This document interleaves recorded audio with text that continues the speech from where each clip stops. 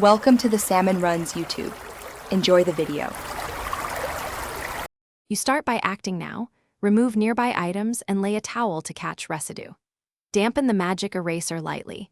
You want it moist, not dripping, because excess water can damage paint. Once damp, squeeze out 0.5 to 1/2 inch of water and test in a discreet corner to confirm no finish lift. Apply gentle, even pressure and rub small areas in a circular motion so you can see how the surface responds and avoid overworking the paint. You continue by tackling one small section at a time to keep control and monitor paint reaction.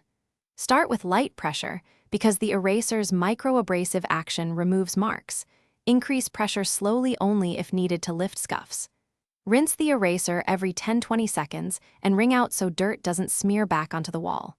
Once a stain fades, switch to a clean edge or a new pad. This prevents spreading residue and preserves paint integrity over the. You finish by wiping the cleaned area with a damp sponge to remove residue, then dry with a towel to reveal the true finish.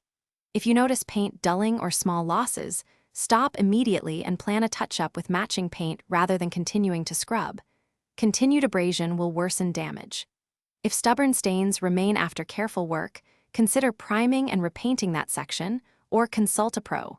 This avoids oversanding and preserves wall appearance in the long run. Thanks for watching. Consider subscribing if we helped you.